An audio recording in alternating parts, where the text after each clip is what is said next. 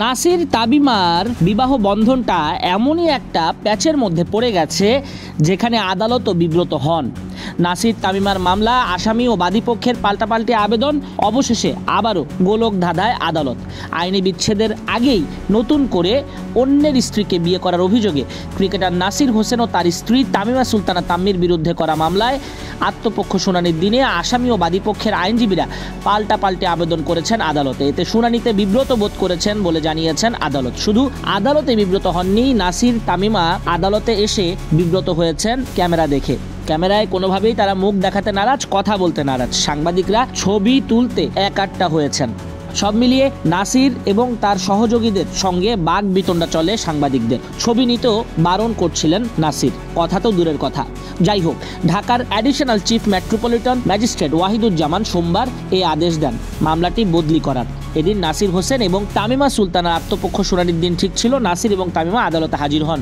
তাদের পক্ষে অ্যাডভোকেট আজিজুর রহমান দুলু আদালতে 2টা আবেদন করেন। এর মধ্যে বাদীপক্ষের আইনজীবী ইশরাত হাসানের বিরুদ্ধে আদালত অবমাননার অভিযোগে একটি আবেদন করা হয়। ওই আবেদনে বলা হয়, এ মামলার বিচার চলছে। এই অবস্থায় বাদীপক্ষের আইনজীবী গত 16 এপ্রিল মিডিয়াতে বলেন, নাসির হোসেন ব্যভিচার করে তামিমাকে প্রলুব্ধ করে নিয়ে গেছেন। এ বিষয়ে আদালতে বিচার চলছে।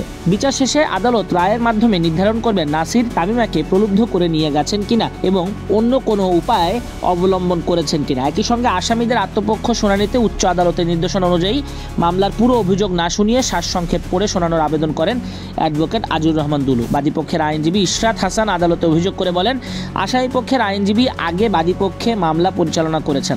আইন অনুযায়ী তিনি এখন আসামিপক্ষের মামলা পরিচালনা করতে পারেন না।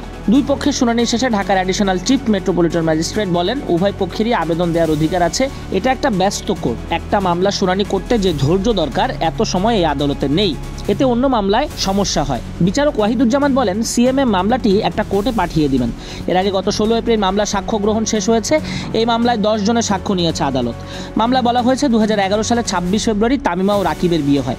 তাদের 8 বছরের একটা মেয়েও রয়েছে। কিন্তু রাকিবের সঙ্গে বৈবাহিক সম্পর্ক চলমান অবস্থাতেই 2020 সালের 14 ফেব্রুয়ারি তামিমা ও নাসির ধুমধাম করে বিয়ে করেন।